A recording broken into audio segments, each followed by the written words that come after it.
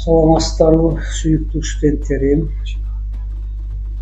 Бүгүн биз силер менен советтик көрүнүктүү педагог Василий Александрович Хомлинскийдин педагогикалык мурастарын үйрөнүү деген темада лекция өтөбүз. Лекциябызды өтөрдөн мурда айта турган сөз, биз баштагы улуу педагогдор жөнүндө сөз кылганда бул педагог жөнүндө да токтолуп, анын Улмагат деген кичинекей чыгармасын окуп үйрөнгөнбүз. Чыныгы интеллигент, өзгөчө сапаттагы көрүнүктүү адамдардын бир башкача белгиси болот. Алар эмгекчил, убакытtan тыкыр пайдаланган, үнөмдүү пайдаланган болушат. Мына ошондой сапаттардан Василий Александрович Хомлинский дагы болгон. Себеби ал өзүнүн педагогикалык ишин илимий изилдөө иш менен кошо алып барган. Натыйжада 40тан ашуун педагогикалык илимий эмгектерин жана 300дөн ашуун илимий макаласын жарыялаган. Эсиңерде болсо керек, өндүрүштүк практикадан келгенден кийин мен силерге түбүндөгүдөй суроолор менен кайрылдым эле. Биринчиси, мектептин практикасында Василий Александрович Хомлинскийдин иш тажрыйбаларынан колдонгон учурларды байкадым аркылуу. Экинчиси, бул педагогдун кандай чыгармаларын мугалимдер окуп, таанышып, турмушта пайдаланышат. Үчүнчүсү, мектептеги балдардын билимин, талантын өстүрүү максатында мектепте кандай жагымдуу шарттар түзүлгөн. Төртүнчүсү, кандай ийгиликтер бар. Бардыгыңыздын жоопторун уккандан кийин көңүл ренже турган акыбалга келген. Билесиздер, бардыгыңардын берген жообуңуздарда бул киши жөнүндө деле айланбаган учурларды айткансыңар. Айла жок, эмне кылабыз айланбаса? Демек, биздин мугалимдерибиз өз билимин өркүндөрдүн үстүндө иштебеген болот. Эми бүгүнкү силерге сунушкан лекциябыз аты жогоруда айтылды. Эми планы менен тапшырып коюңуздар. Ар бир бала таптап сейреп, үйрөнүп. Пландын экинчисинде болочок мугалимге кеңеш, үчүнчүсү мектептеги класстан тышкары тарбиялык иштер, төртүнчүсү жакшы мугалимге болгон талап. Бүгүнкү лекциябыз мурдагы лекциялардан бир өзгөчөлүгү. Бул лекцияны мен силерге тез катары сунуш кылам, андан кийин ошого комментарий беребиз. Лекциянын убагында студенттер төмөндөгүдөй компетенцияларга ээ болушат жана төмөндөгүдөй күтүлүүчү натыйжаларга жетишет. Мен буларды силерге окуп бербей эле менен сунуш кылам. Эми биринчисинин пландын биринчи темасы боюнча кете берели. Биринчиси, ар бир бала бөтөнчө сейрек учурочу дүйнө деп айтылат. Өзүңүздөр билесиздер, бул киши дайыма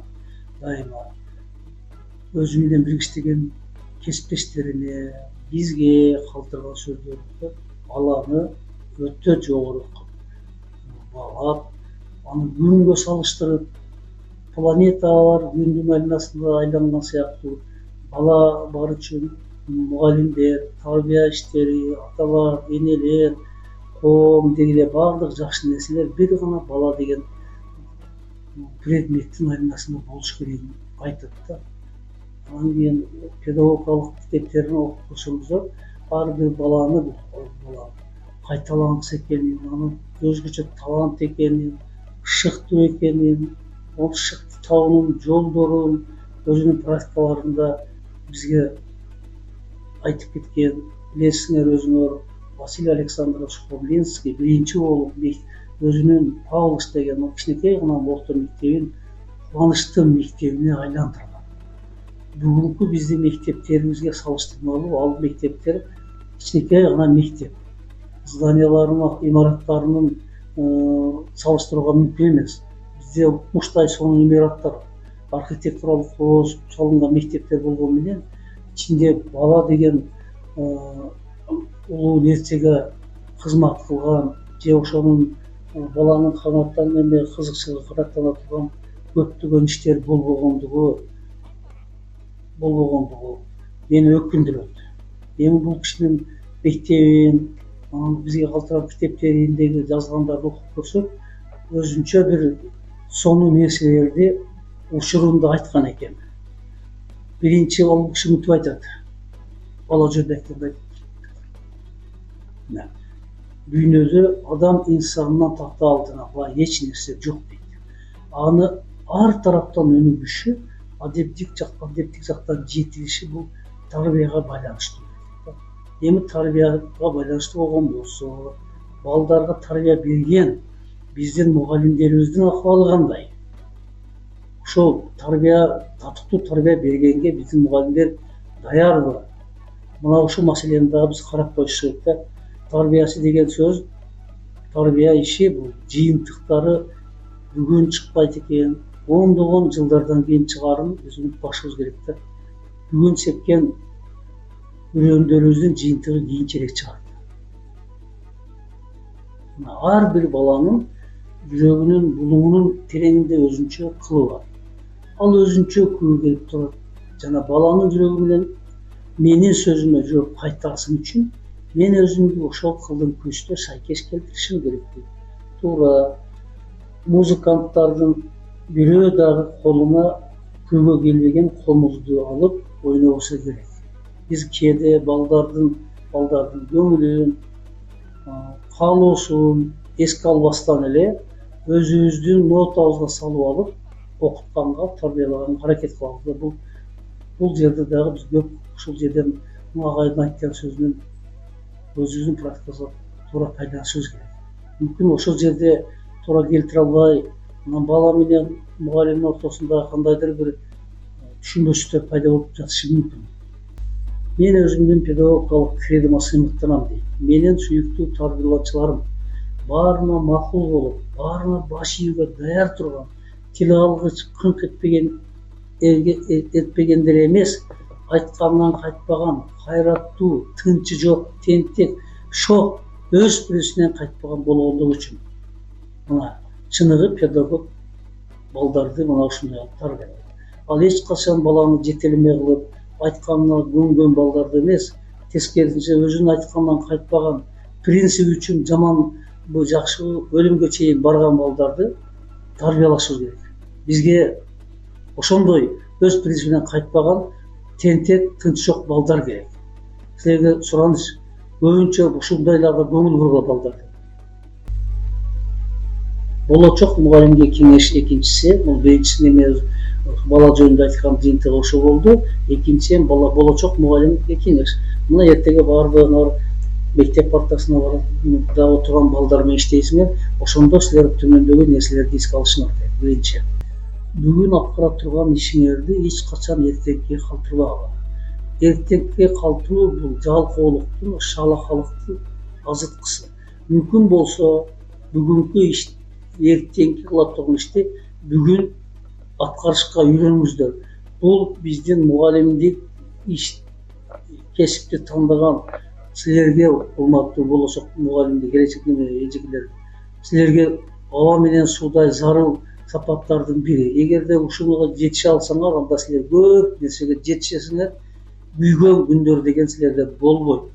Эгер андай болбогон болсо, анда убакытты туура пайдаланбасаңар, анда силер көп нерседен артта каласыңар.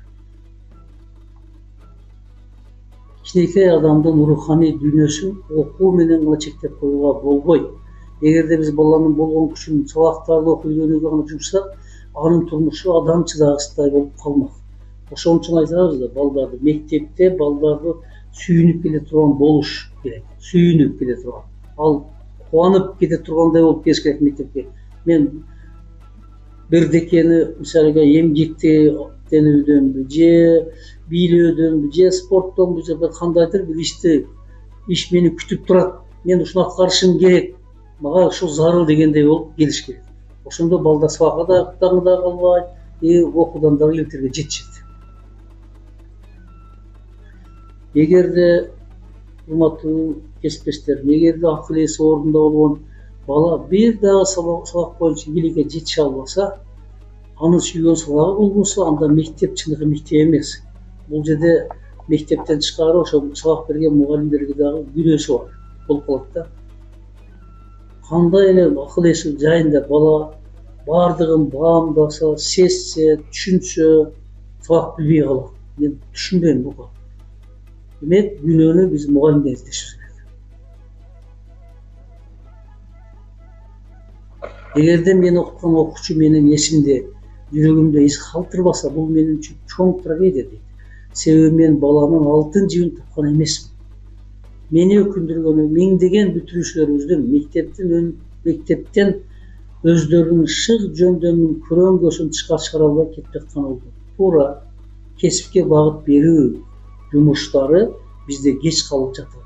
Биз кесипке багыт берүү ишинде 1-класстын партасына отурган мезгилден баштап баланы ата-энеси менен биргеликте таап, анын эмнеге кызыкчылыгы бар, ошого багыттап баланы келечекте ошого тандаган кесибинин ээси болууга өзүңөр эреже жасап алышыңар керек. Күн сайын мейли майрамда болсун, мейли дем алыш күнү болсун, 5 барактан сүйгөн кесибиңе байланыштуу китеп окууну адат кылып ал дейт. Эгерде өз ишиңди жакшы адис болгоң келсе, билимдердин тогошкон жерине көңүлүңдү топто. Сен издеген нерсе ошол жерде болот. Ал эми белгисиз жаңы ачылыштар жашырынып жатат. Лекция ошондо алган билимиң сага абадай керек болгон илимдин бир гана бөлүгү. Китеп окуу бул эмгек. Сен үчүн китепти эч ким окубайт.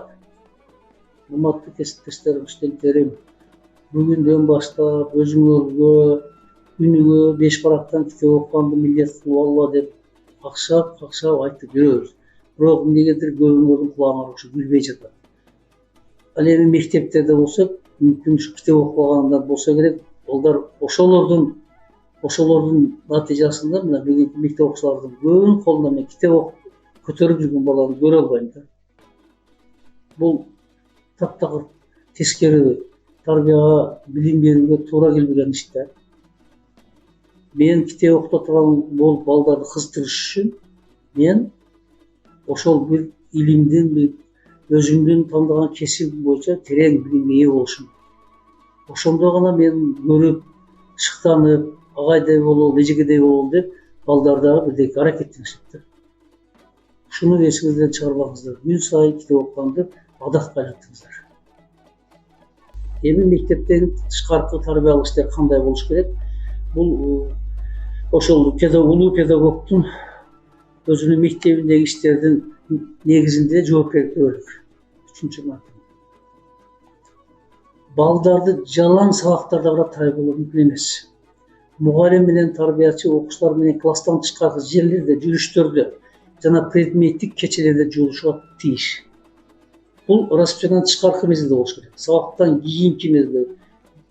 Же мен бир дагы ушу мугалимдерден уга элекмин да, мен балдар менен эртең менен таңды тоздум, күндүн батканын тоздум, же дарыянын боюнда отуруп жомок окуп бердим, саякатка бардым, сырттан окуучулардын экскурсиясын уюштурдум деген сөздөрдү укпайм да. Деге ушундай мугалимдер жок болот. Бизге мына ошондой болсо, класстан тышкаркы иштерде, жүрүштөрдө балдар менен бирге болсо, ана ошондо баланын алтын жибин тааныйбыз. Жүрүш жана мектеп кечеси мугалим менен окуучулардын адаттан тышкаркы сейрек болуучу байланышы. Мындай байланышты мисалга мектепте сабак убакта эч качан түзө албайбыз, мындай болбойт. Мына Павлович орто мектебинде бул жүрүш да кечеде мугалим менен окуучунун биргешкен эмгегине айланган. Кадимки күн сайынкы эмгек болуп турган. Биз дагы мына ушундайга барышыбыз керек. Мектепте канча мугалим иштесе, ошончо бала үчүн кружок иштеш керек. Болбосо ал мектеп болуудан калат. Мектепте баланын кубанычы үчүн мына талыкпаган эмгектин кубанычы, окуудагы жетишкен ийгиликтин кубанычы, жомок менен жолугушуудан алган кубаныч. чыныгы машинанын рулуна отурган кубанычы, өздөрүнө бөлүнгөн тилкеден эгинди жыйноодон алган кубаныч, өз колу менен өстүргөн бак дарактын даамын татуунун кубанычы, чарбактагы тазалыгын жана кооздугун суктануунун кубанычы болуш керек. Көрдүңүздөрбү? Мектеп куду ушундай нерселер болуш керек да. Биз мындай нерсени мектептерден бир мектептен, мен мына региондогу бир мектептен мен көрө элекмин. Мүмкүн областта, Бишкекте болсо болуп аткандыр. Бирок мен Казакстанда ушундайлар бар болгонун бир мектебин окудум. Бирок биз ушундай нерселерди колдон негеден чыгып, Василий Сухомлинскийдин өзүн эмгектеген Павловшоктун мектебинде окуучулар үчүн жаш техниктерди, натуралисттер станциясы, балдардын спорттук жана музыкалык мектеби, балдар китепканасы, балдар театры, фельдшердик ветеринардык пункт, агрономдук селекциялык өөн өстүрүүчү эксперимент талаалар эч убакта ишенип бирөөгө айтпай турган сырларын айтып берет. Ала келип, агай, мен ушундай болду деп ичиндеги сырын айтканын мен көрө элекмин. Эми жакшы мугалим кандай болуш керек деп талаптар койгон экен, ошолорго токтолуп көрөлү. Балдарды сүйгөн, алар менен баарлаштан кубаныч тапкан, ар бир баланын жакшы адам болоруна ишенген, балдар менен достоша алган, балдардын кубаныч менен кайгысын жүрөгүнө жакын кабыл алган, баланын жан дүйнөсүн билген, өзү да бир кезде бала болгонун эч качан унутпаган адам дейт. Бизде балдарга ишенүү дегенди мугалимдерден мен көп неме кылбайм да, көрө албайм. Дароо эле жообун берип коет да, сен сабак билбей калса эле, сен адам болбойсуң, сен түшүнбөйсүң деген сөздөрдү айтат. Бул такыр туура эмес. Эгерде мен баланы сыйласам, ишенсем, анын дарегине андай сөз айтуунун ордуна кечире алышы керек. Мен кечирип алам, бүгүнкү сабак даяр эмес болсо, качандыр бир убакта айтып сыяктуу мүмкүндүк жарап бермекмин да. Мына ошондойлорду ишке алышыңар керек. Экинчиден, жакшы мугалим орто мектептин программасына караганда бир нече көптү билет. Окуу предметти алуу үчүн олимпиада болуш керек. Терең билим, жакшы кругозор, илимий маселеге кызыгуу, мунун баары мугалимге. Тарбиялаучулардын алдына билимдердин, предметтин, илимдин, окуу процессинин өзүнүн тартуучу күчүн ачып берүү үчүн зарыл. Мен кээде мектептерде мугалимдер менен сүйлөшүп калганда, канча жыл иштедиң десең, 40 жыл, 45 жыл, же 10 жыл иштедим деп мактанат. Эгер ошондой болуп стаж менен мактанса, анда ал мектепте жөн эле жүрүп турат киши. Андай болбош керек. Эгерде ал киши 10 жыл иштеген болсо мектепте, өзү окуткан балага караганда предметтин 10 эсе жогору билиш керек.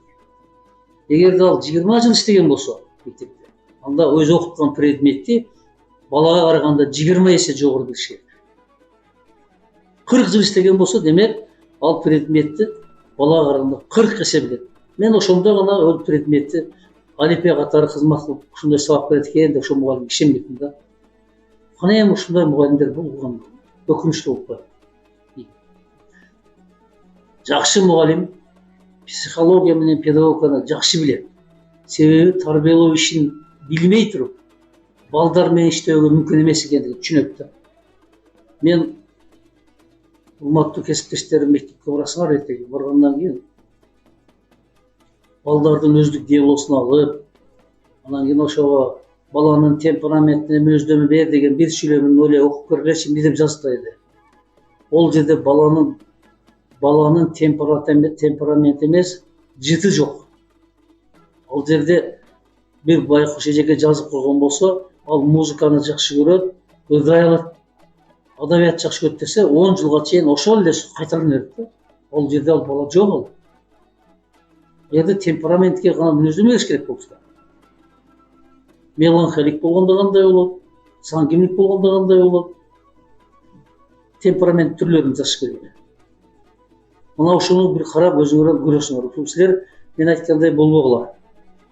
Ошол мүнөздөмөнү жазганда жакшы билишиңер керек. 4-дүнөн, жакшы мугалим дейт, тигил же бул эмгек ишинин ыктарын мыкты өздөштүргөн адам. Ал өзү үчүн устаты, жакшы мектепте ар бир мугалимдин кандайдыр бир кызыккан эмгеги болот. Мына Demek, mektepte kança mugallim iştese, oşonço balдар üçün oşonço кружок iştешкен. Oşonda gana Сухомлинскийди мектебинде мектеп Кубанычтын мектебине айланат. Балдар сабакка бир эле предмет окуганга эмес, кружокто бир декеде аткарабыз деп, бир белгисиз бир жакшы нерсе менен жолугушууга шашылып келмек да. Демек, педагогтун айткан ойлорун өзүңөр дагы жыйынтыктайсыңар. Мен сабагым аягында силерге бир декени айтып коеюн. Мамлекеттик документ.